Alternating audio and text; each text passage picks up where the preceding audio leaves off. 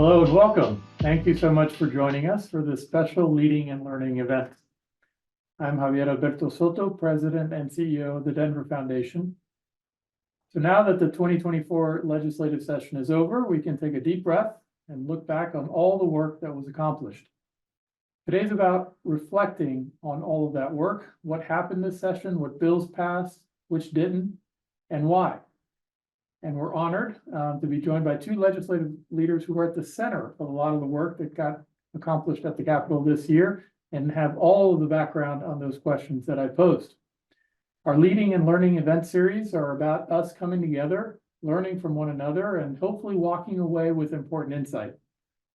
So thank you again for joining us, and please enjoy the conversation. Our moderator today and next up is Naomi Amaha, our Director of Policy and Government Affairs here at the Denver Foundation. Naomi? All right, everyone, welcome to our third annual legislative wrap-up event. We at the Denver Foundation believe we have a responsibility to take bold steps to advance racial equity and drive meaningful systemic change to improve communities across Metro Denver.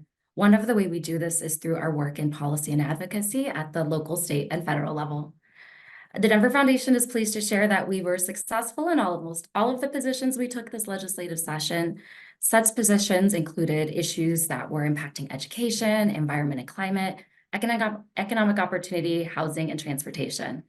Today, we will speak with two legislative leaders who understand these issues, as well as the budgetary and political and policy themes for the second regular session of the 74th General Assembly. We look forward to a thoughtful conversation that leaves us all the feelings and just more knowledge around the future. Now I'm excited to introduce our panelists.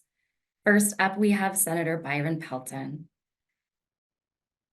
Senator Pelton represents Senate District 1, which includes Logan, Morgan, Phillips, Sedgwick, Washington, Weld, and Yuma counties. Byron is a Colorado native, master electrician, family man, Navy veteran, and fierce advocate for rural Colorado. Senator Pelton was born in Cheyenne County and has lived the past 20 years in Logan County with his wife Celeste and their two daughters. Together, they carry a long tradition of agriculture in Colorado with a small cow-calf operation, which Senator Pelton is coming in live from. The senator served from 2017 to 2022 as a Logan County commissioner for District 1. And during his time as commissioner, Byron fought back legislative attacks from urban legislators and brought awareness to disproportionate resources and services for behavioral health in Northeast Colorado.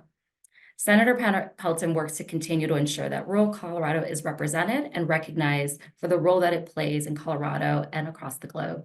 And he works to make sure that District 1 has the resources and protections necessary to sustain rural families and their way of life.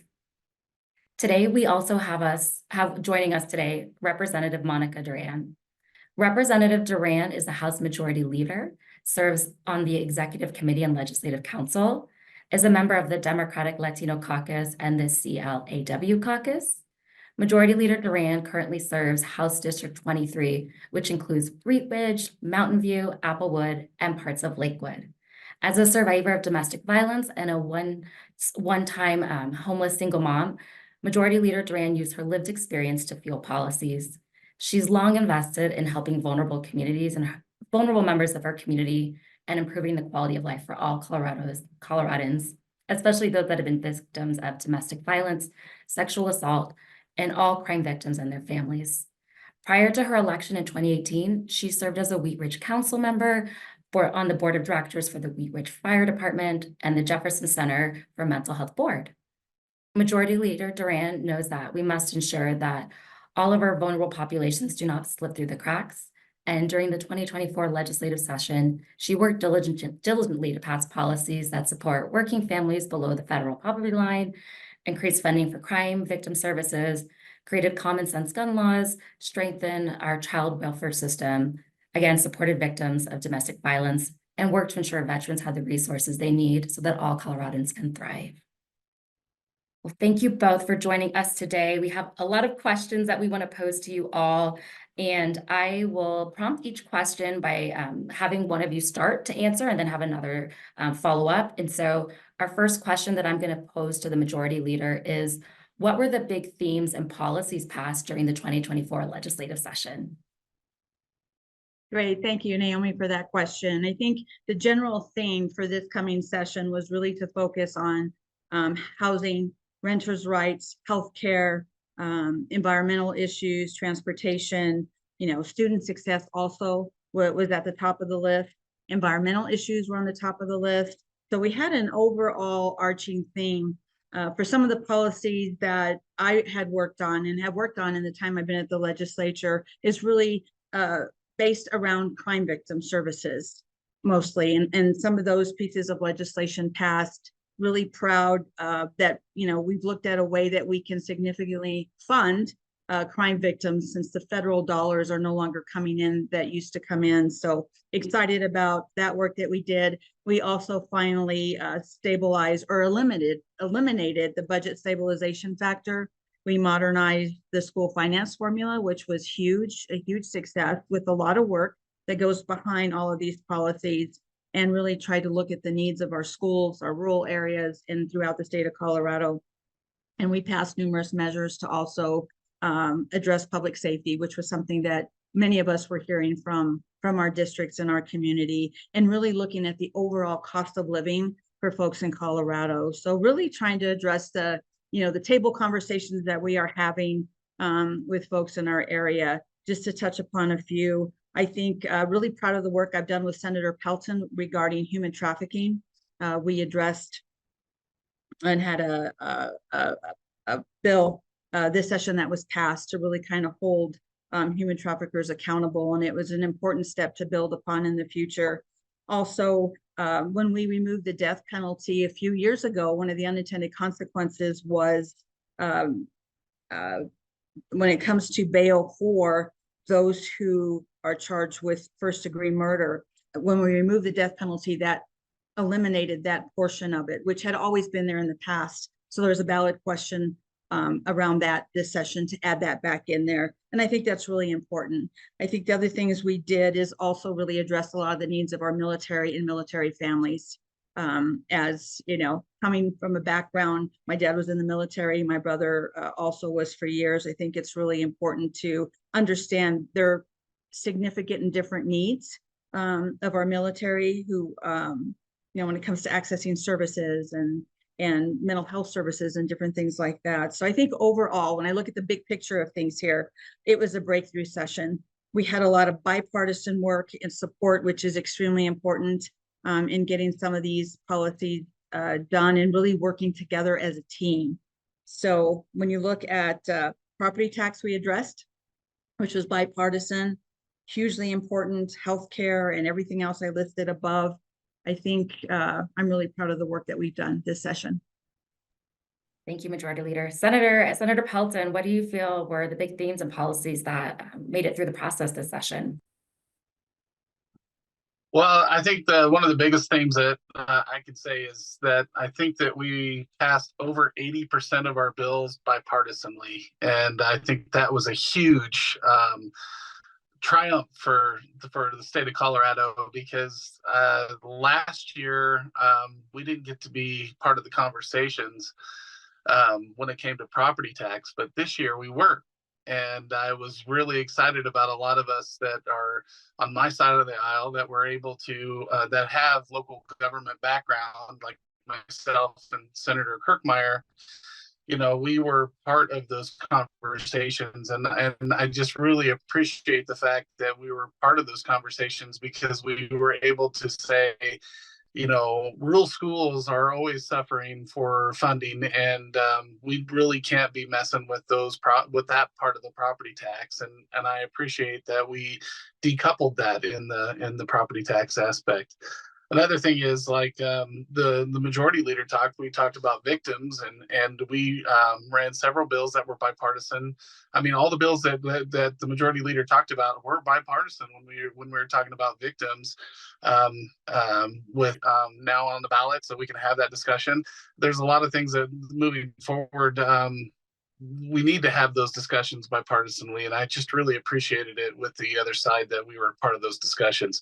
I will also say that affordable housing was a huge issue this year, and I worked on a bill that was going to make energy codes cost effective. It did not pass. However, I got a commitment from the governor and the energy office that we're going to revisit it next year so we can make sure that we keep those prices low when building new houses and that sort of thing. So I was pretty excited about that. But any of those discussions was really awesome this last year, and being bipartisan was huge. So I think that was one of the biggest themes that we saw out of the legislative session this year. Thank you, Senator. And that's a great statistic I wasn't aware of in terms of that high percentage. So thank you for sharing that. Our next question, and I'll start with you, Senator Pelton, is what bill are you most proud of from this last session? Maybe something you sponsored, supported, maybe that's something that was a caucus priority.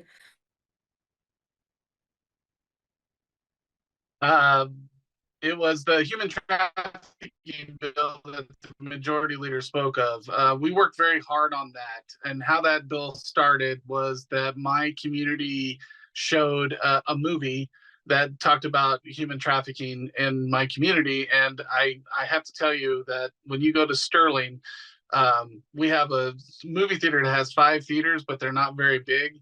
And the line went around the block twice to get into that movie. And the awareness that was brought by our sheriff's office and our police department was huge on how human trafficking is very prevalent in Colorado and how our laws need to be strengthened. And I really do appreciate the fact that the majority leader was on that bill with us to help get it passed and through the House.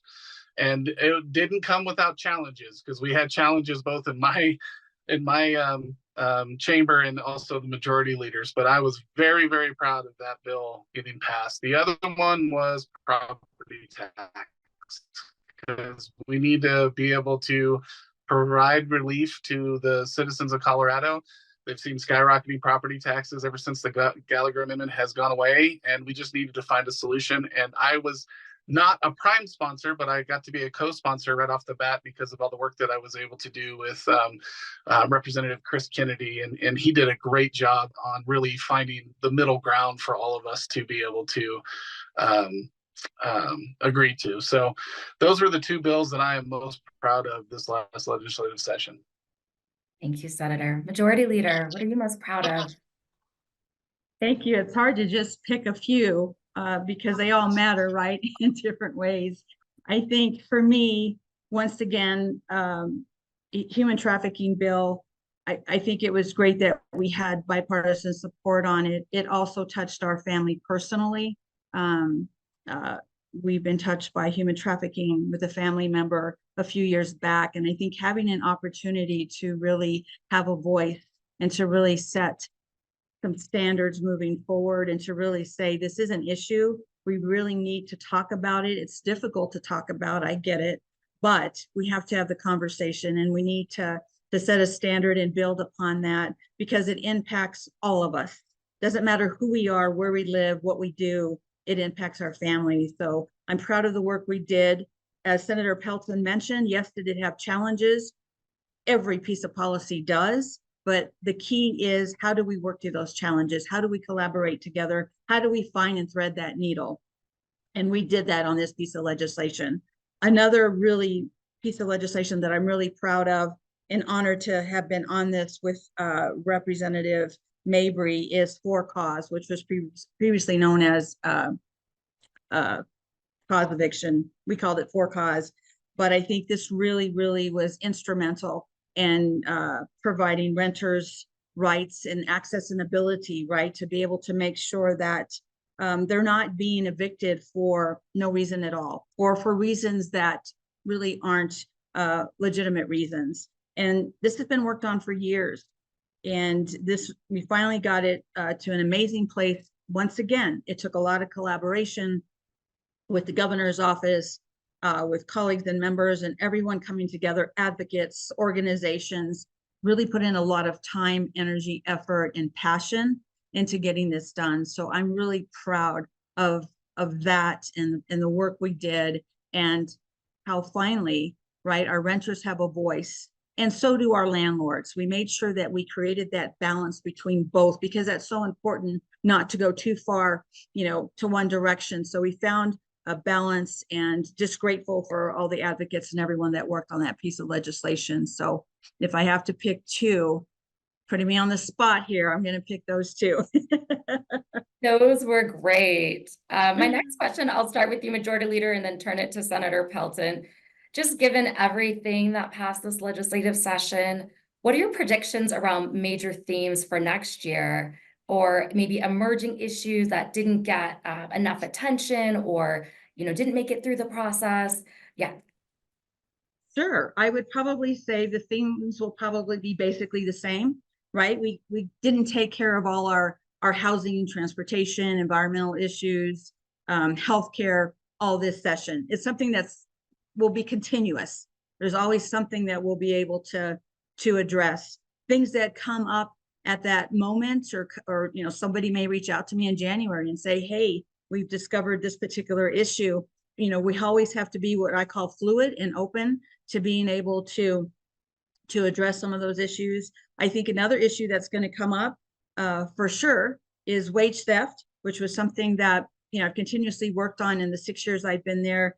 This year we didn't quite get it across the finish line, but with our governor, but we will, and we are determined to bring everyone to the table again. We'll bring the governor's office, anybody who wants to be at that table for that conversation to figure out how we can get this done. Because at the end of the day, it's about our workers that are being impacted and not able to provide even a roof over their head, food on the table, or are picking between, gas for their vehicle, if they even have a vehicle, or honestly, some who are even living in their vehicles. So we know that this is a huge issue.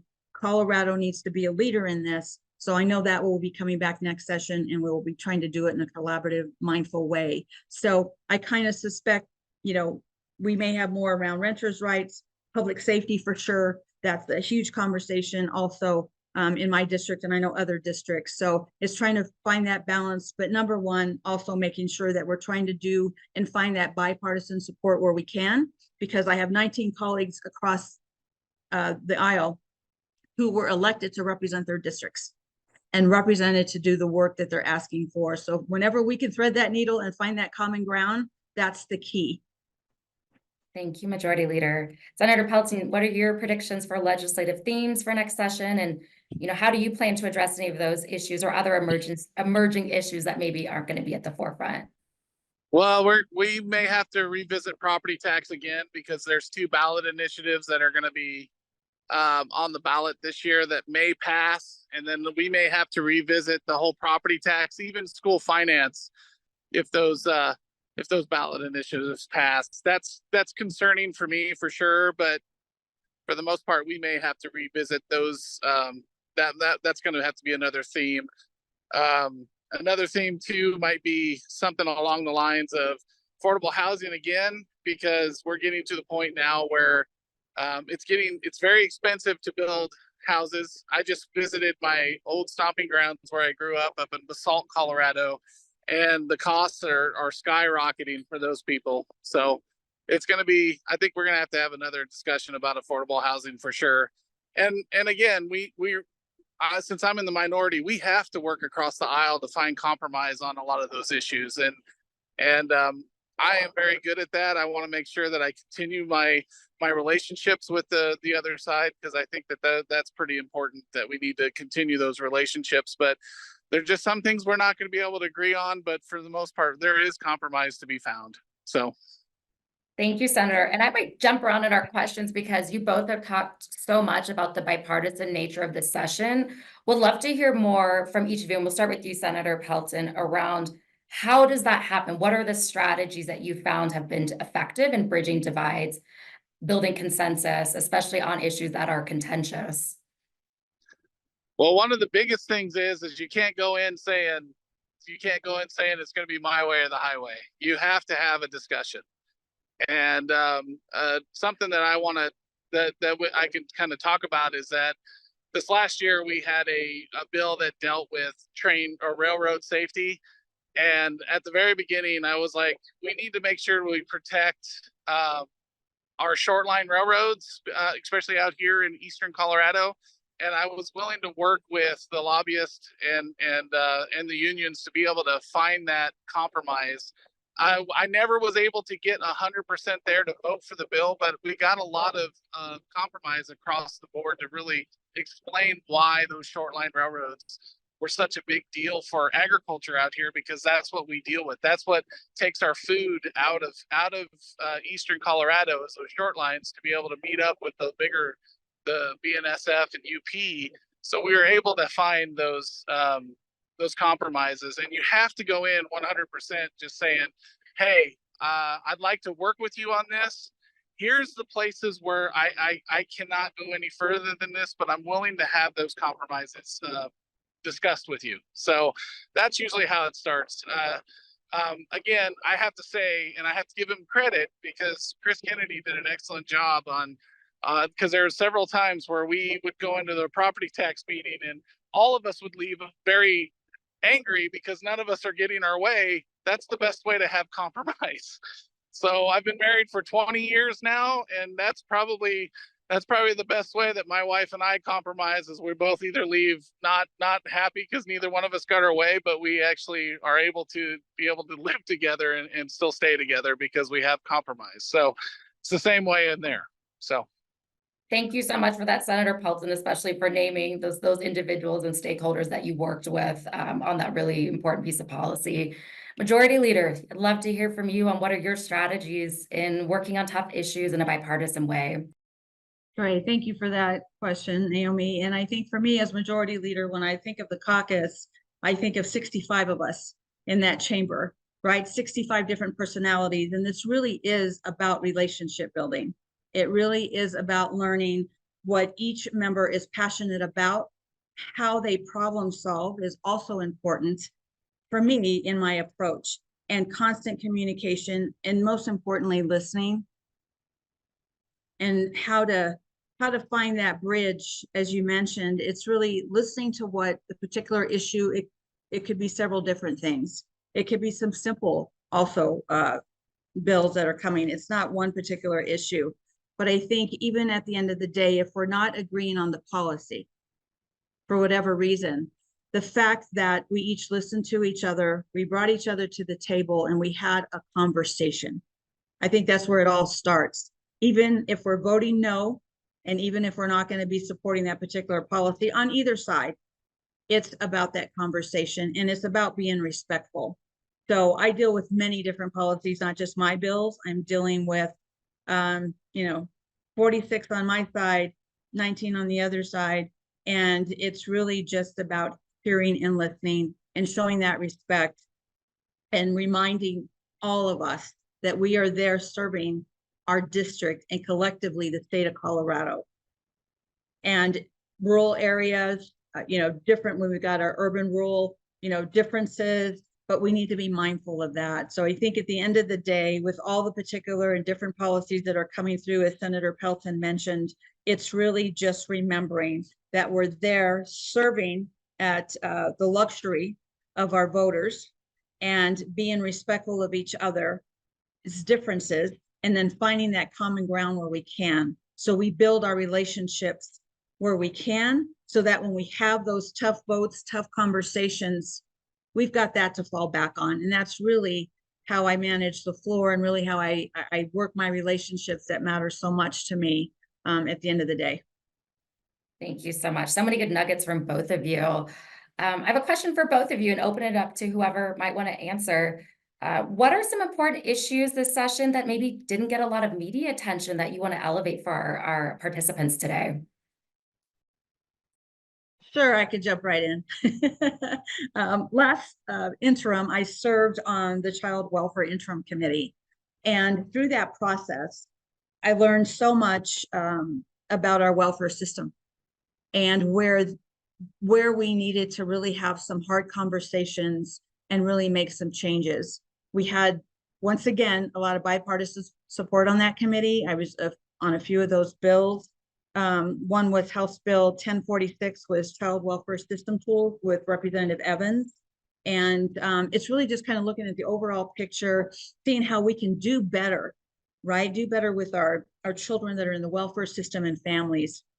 And just realizing in those conversations with whether it would be Senator Kirkmeyer, right? Or ML Puglisi, all of us, really, that's where we all really kind of agreed and kind of meshed and realized we need to do something here. So I don't really feel that got a lot of attention, a lot of conversation at the time, but I think with everything else we were working on and going through this session, it really didn't get lifted the way it should. And I think we need to continue the conversation. We need to continue lifting, because we can't and will not be able to fix the problem overnight. We put in, certain policies were passed so that we can address certain issues and discover, okay, how can we better do an intake process? What questions should we be asking of families? And how can we do this better? So we have a lot of work to go, and I hope that the conversation isn't ending this session. And if I have anything to do with it, I'll make sure it doesn't. And I know I have great allies across the aisle, like Senator Kirkmeyer and ML Puglisi, that are going to be there with me on these conversations. Thank you.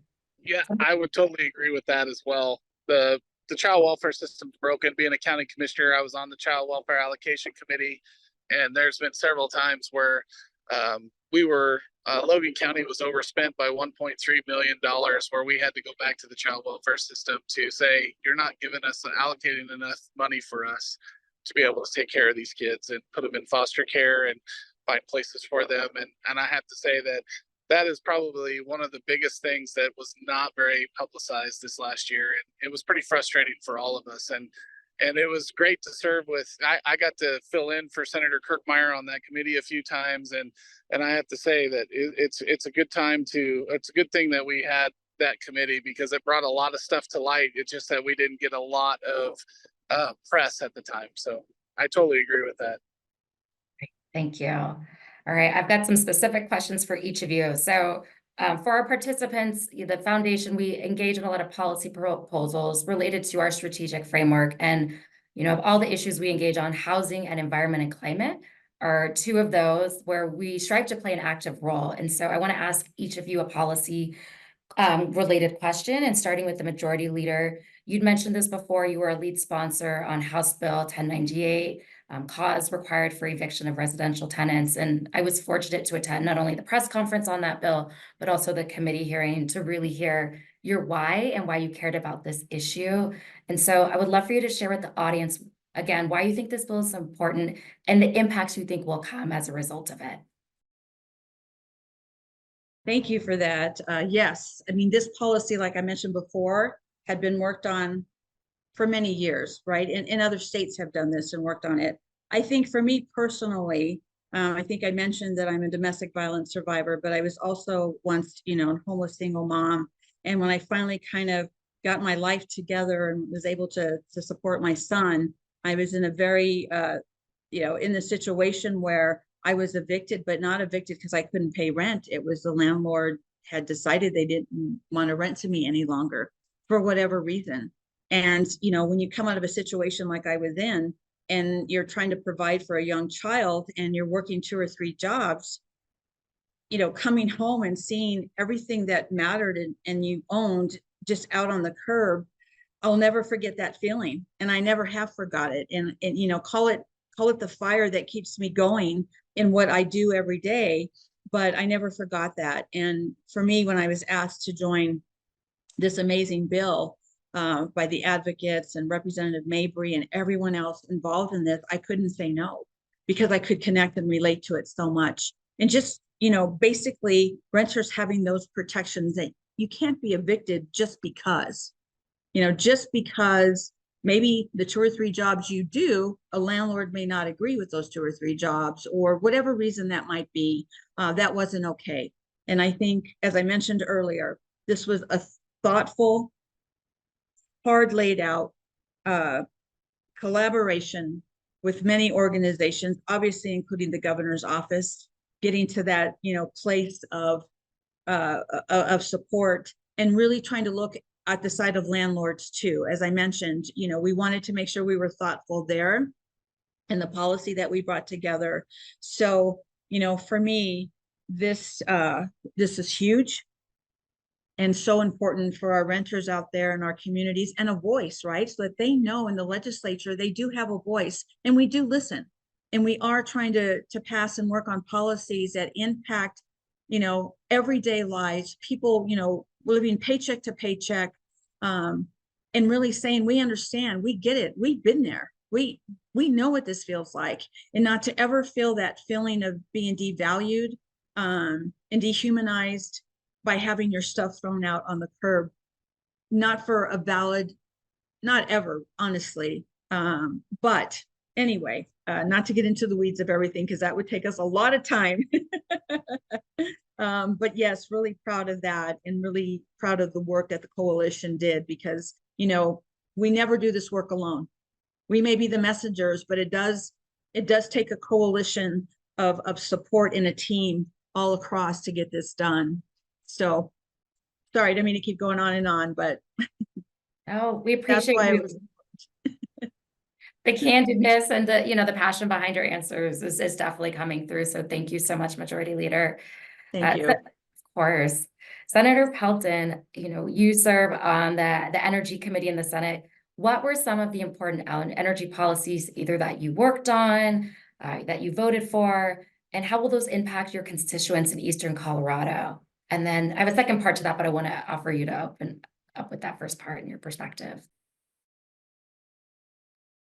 One of the things that we worked on here in Eastern Colorado is to make sure that our oil and gas workers are still protected and that they actually still have a job. And one of the things that we had to make sure that we did was that there was several bills that we did the most we could to try to lessen the impacts on our workers and oil and gas out here. I represent one of the largest energy producers in the state in oil and gas, but I also represent one of the largest green energy producers, because in Logan County and in many of my counties we have green energy as well. So trying to make sure that local control stays intact, where on Senate Bill 212, really making sure the first time that happened with 212 was is citing of green energy projects where the state wanted to take over.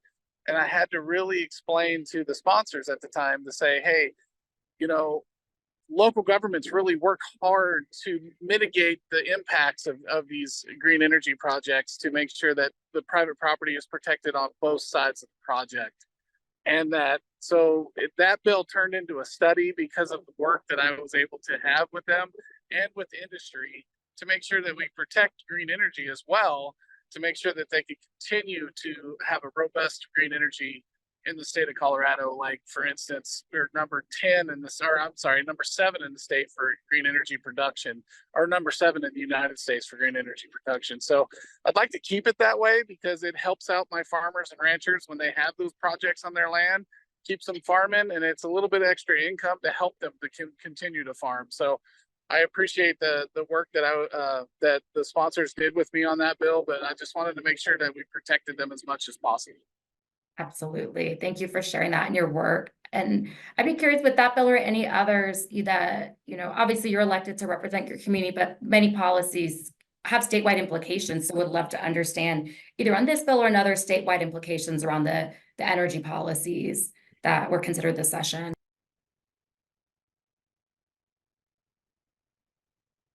Uh-oh. Did you hear that? Or I can repeat it. No, you said the statewide impacts with statewide energy policies, and then you cut out. Yes, I'd love to understand your perspective on the statewide implications for either that bill or any other energy policies that were considered this session. Well, I could tell you that on Senate Bill, I think it was 159, where they were going to stop drilling oil and gas I can't remember if it was 2030 or whatever. That would have had huge implications on rural schools and schools all the way across Colorado. And I really wish that we would have had a better, robust discussion about that, because, oil and gas is a huge driver when it comes to funding our schools. And we have to remember that, especially when we're funding brand new schools or building new schools with those grants that are available with that. And we have to remember that oil and gas is a huge part of that. So we also, in Colorado, I was on the ozone committee this summer, and I actually heard CDPHC say that we produce the cleanest oil and gas in the country. And that's huge too, because of all the regulations. So we need to make sure that we also, not only that we have oil and gas and it does what it does with our economy, but we also need to make sure that we protect everybody when it comes to the environmental aspects. And I think that the industry does a really good job when it comes to making sure that they're in compliance with CDPHE and that way they have clean energy. And I think that that's huge. Thank you, Senator. All right, got a couple more questions for you both. We'll start with you, Majority Leader Duran. And this is actually a question I think that fits really well with both of you, given your local government experience. You know, you've been in the community for a long time as local elected officials. What is one thing that you've observed in serving at the state level that surprised you?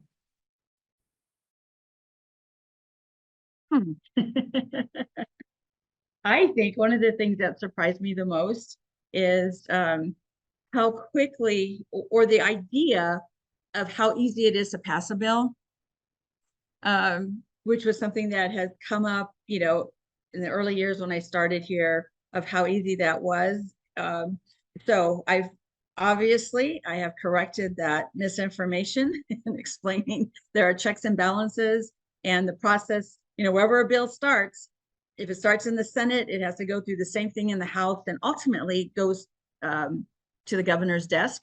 But not just that, the work that goes behind the policy before it even becomes a bill, right? The stakeholding, the organizations, advocates, coalitions you have to build.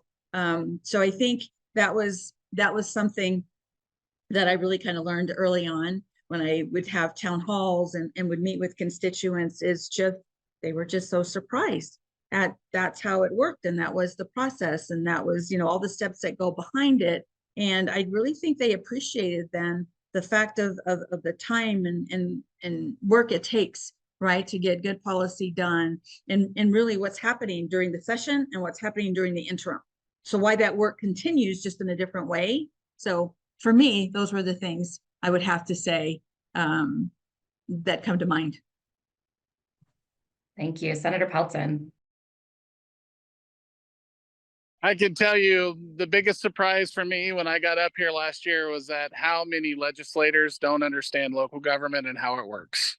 And I think it's a challenge, especially for me and the majority leader, especially when we start talking about taking away certain local control issues away and really trying to explain to our colleagues about how important it is that local control stay where it is, and how the people of our districts, you know, especially my district out here in rural Colorado, is trying to explain why we have those local control aspects of things. And I can tell you that my communities out here don't really like the fact that the state takes away local control sometimes, and sometimes it's necessary, sometimes it's not. And this a lot of the times it's not necessary to take away local control. And I can just tell you that trying to explain to legislators that have never had any experience in local government, it's a challenge at times to really explain why local control is so important to communities. Thank you, Senator Pelton, and thank you both for those perspectives. And I think to your point you just raised, Senator, how important it is to have local elected leaders actually serving at the state level to bring that perspective. And so we appreciate you both for your prior service and your current service at the state legislature. I've got one more question specific to kind of the state legislative process, and then I'm going to switch gears as we think about the election and ballot measures. And so Majority Leader Duran, could you start us off in talking about how you incorporate feedback from community stakeholders in the legislative process, and maybe share an example when such feedback significantly impacted the outcomes of a bill that you are working on? Sure. I think first and foremost, like I mentioned before, communication is important. So if there's a particular policy I'm going to be working on, say this coming session, what I'm going to do is reach out to proponents, opponents, bring them to the stakeholder meeting and say, I am considering running, you know, a piece of legislation, could be an animal bill or something I'm going to run. I really want your feedback. Here's my idea. Give me your feedback. And it's really about listening. It's really about listening. I do that with every piece of policy. I did that on city council, did that in any, seat I was elected to, and particularly here. And I start early because it takes a lot more time, right? Especially depending on the lift of the bill or who it's going to impact. There's a lot of work to be done. So I start by listening, bringing everyone to the table, not just everyone that agrees with me and wants to support the policy, because I need to hear from the other side. Because lots of times I found and have found that they have some great ideas and something that I haven't even thought of incorporating. So it's just like I said, it comes back to relationships, it comes back to communicating, and it comes back to just wanting to hear everyone out. So when I think about big policy, right, I brought up wage theft, bringing that back again. So let's bring, our governor, of course, who was part of the conversations before, but more so AG's office, different coalitions, to really figure out how are we going to do this in a way that we can get this policy passed that really is going to respect and value the opponents on one side, however, keeps the integrity of the bill and the purpose of the bill. So those are conversations that I will be starting and having now, and that's really where it all starts. Sometimes constituents reach out to me with a bill idea, an issue, and I'll start by connecting with them first, and then I connect other people together to figure out if this is something we can even do and how are we going to do it. So that's really how I've always worked, and work in my personal life too, because it's about relationships with people and how do we, bring everyone together where we can. Like I said, sometimes it's impossible to get both sides together, but at least no one can ever say that they weren't at the table. Thank you, Madam Majority Leader. Senator Pelton, love to hear your perspective on how you bring community stakeholders into the legislative process and an example of how that significantly impacted the outcome of a bill that you've worked on or considered. Well, I can tell you that I have a great relationship with my local elected leaders. Being a former commissioner, I've served with a lot of them, and that's how a lot of that starts. A great example would be the broadband bill that I brought this last legislative session that was going to make sure that we didn't get charged excessive fees when when broadband was brought to rural Colorado. Because if you think about it in Denver and you're using the right-of-ways from CDOT, they can charge fees that are able to be cost effective and that sort of thing. But when you come to rural Colorado and try to run broadband to Pete's, Colorado, and there's only 100 people in Pete's, that fee then gets higher and higher and higher for those individuals. So having those discussions with bringing CDOT in, bringing the lobbyists in on both sides, and also having discussions with the community, especially in those smaller areas like Idalia and Yuma and Wiggins and Morgan County. There's a lot of these smaller communities that that broadband needs to be brought to them, but we just need to make sure it's cost effective and it's not hurting. So that was one of the bills that I was able to run. Unfortunately, it did not pass either, but it did. We did have a lot of stakeholder groups, and we're going to bring those back as well to be able to have those discussions. But like the majority leader talked about, it's about relationships. And if you have those relationships and bring it forward, I was able to keep that bill alive all the way until April, the end of April, where we actually got it heard because I was working so hard to have people at the table to be able to hear their concerns. We just couldn't get CDOT to budge. So that was the biggest thing. But we were getting all these feedback, all these stakeholders in those discussions, and it just we just got to a point where CDOT just wouldn't budge. So we tried, and afterwards, when I talked to CDOT, they said that there might be another solution. So we might be able to revisit that bill this next year. Great, that's great to hear. All right, switching gears a little bit with the little bit of time we have left. I want to talk a little bit about this election specific to ballot measures and some policies that are being considered that impact the way that elections happen. And so first off, and you both have shared a little bit as it relates to property taxes, but would love to hear, starting with you, Madam Majority Leader, predictions on ballot measures that are voters will be considering given the outcomes of the legislative session. I know that there's a list of those that will be on the ballot. For me to predict which ones will be successful, you know, I won't do.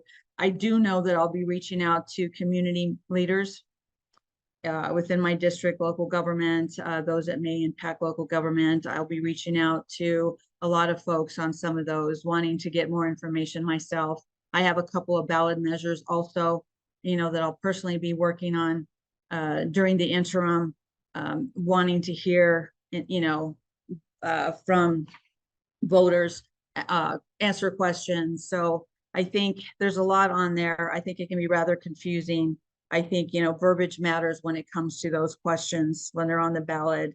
It's extremely important. And really what I want to be is a resource for those who call me up. And lots of times they'll call up or they'll text me and say, you know, God, can you help explain this blue book to me? Can you tell me what this means? Because it's a riddle sometimes.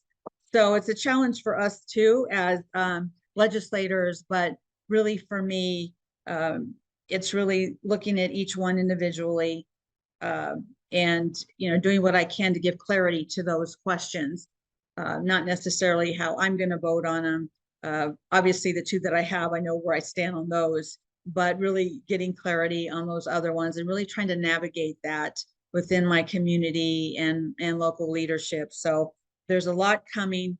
I don't want to call out anyone in specifically, right? Because there are so many and I don't want to mislead anyone on some of those. But I think the most important thing for anyone who's listening is to reach out to your legislator, reach out to your, you know, local elected officials that are on city council, county commissioners, all of them, to see and ask questions how this might impact your community in the state of Colorado. So it's really about education, communication, and really just trying to be a good resource. So I'm excited about a lot of the things that are on there, and hope, you know, some of those are going to pass. But like I said, I'll just really reach out and really want to be just kind of a tool for everyone. And you know, this is what we do, and in the state, and this is how we get some things done that we don't, you know, can't do legislatively because they may be constitutional changes. So obviously they have to go on the ballot, and we get all that. And we also have, you know, different restrictions. So excited about it. It's a big year, and hopefully we get everyone involved and active on all these. Thank you. Senator Pelton, any thoughts from you around ballot measures that voters will consider given session and other things happening in community? Well, the biggest ballot measure that I'm focused on right now is the one that's happening in Denver, and it doesn't have, I mean, it's not statewide, it's just the one in Denver, and that is the slaughterhouse ban. And now I want to be very clear to everybody that's on here that, you know, slaughterhouse and processing plant, we call it processing plant out here.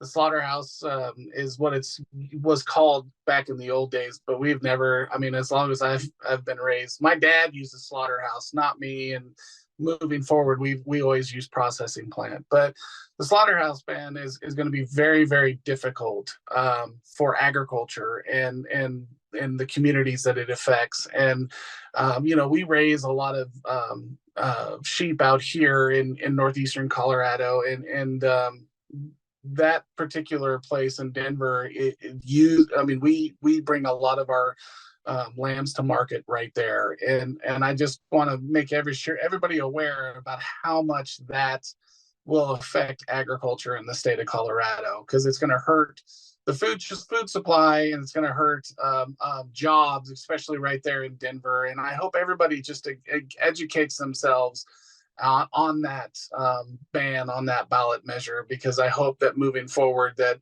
they can really look at it and say, you know, those are employee-owned jobs. I mean, they have the people who work there own part of the company, and that's a huge deal. Because I work for an ESOP company out here in Northeast Colorado that dealt with culture, and our jobs were awesome. We like to keep them, and I hope that that ban fails in November, because it's a huge deal for agriculture and all those people, all those individuals that work at that plant there in Denver. Thank you so much, Senator Pelton. That was one I was on the list to read and understand what it the implications are. So that was a very helpful overview. So thank you. So I have a couple, we're getting close to time. I might try to consolidate this question. So, we're heading into a various primary elections, general election. There's a lot of conversations around different ways that we might change how we vote, how we fill vacancies for elected officials, how people get on the ballot to run, to serve like you both. There's conversations around ranked choice voting. Would love your perspectives, if you have any, around the various aspects or the types of changes that are being considered.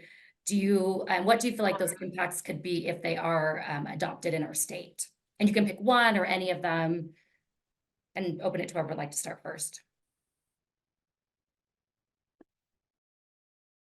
I can go ahead and start, since what you guys are going to see on the news lately is going to be talked about because it's my bill.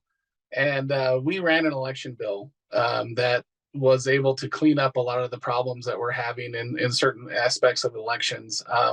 There were several different things that Senator Fenberg and I were able to get in that bill, and then it was changed a little bit in the House, and then there's a little bit of controversy around it about trying to usurp the voters. I don't think that that's the case. I think that what the county clerks need to be able to have a chance to make sure that ranked choice voting works. Right now, we have the one of the best voting systems in the country, and it's nationally recognized. And we want to make sure we keep that standard. So, in order for us to move forward, we just need to make sure that everything is working okay, and the ranked choice voting works for the people. And I think that moving forward, it's not to usurp the voters. I think we just need to make sure to work with our county clerks. Our county clerks are under a lot of fire, especially in the last few years, over Dominion machines and that sort of thing. And I'm here to tell you, especially working with my county clerk very closely as a county commissioner, they work very hard to make sure there's fair and free elections. And they just want to, and they are very proud of what they do. So the fact that they are very, very good at their jobs, we just need to make sure to continue to support them and moving forward. And I'm very excited to see what this election brings, but for the most part, I really don't care what the election system is, as long as it's fair and as long as it's free. That's the way we need to keep it. And our county clerks do a really good job at doing that. Thank you so much for that, Senator Pelton. Madam Majority Leader, any perspective for you anything from your perspective around this topic of elections? I mean, tongue-tied today. Yeah, I think for me, most importantly, especially around this particular issue, is making sure that communities engaged, making sure that, this is a whole new direction in a way. So I just want to make sure that the direction is clear, make sure that, sometimes you have to take steps in making change, whether that's,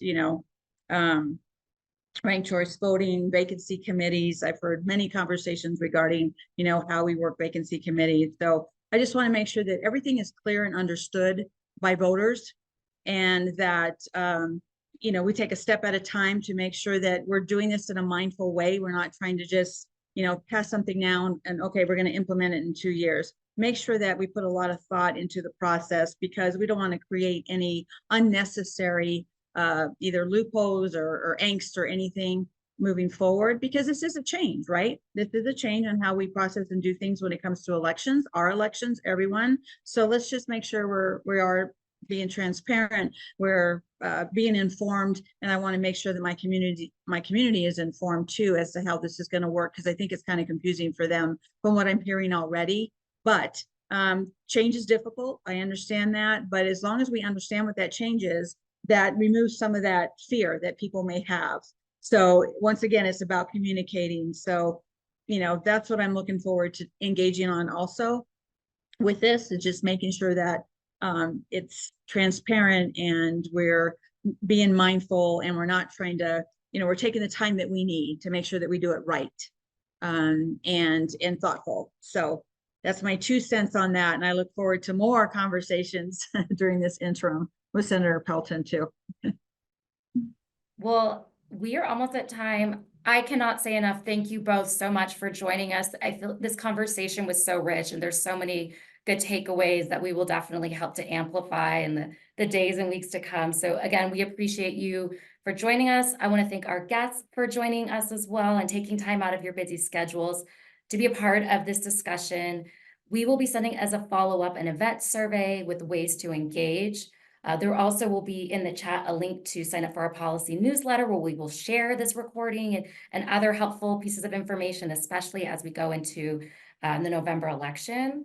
And if you got a lot out of this event and want to support our work around policy at the foundation, please consider making a gift to our Civic Fabric Fund. It's a great way where we support our nonprofit partners in their work in community on policy, on voter engagement. And stay tuned for more interesting discussions through our leading and learning sessions. So thank you all and have a great rest of your day. Thank you for the opportunity.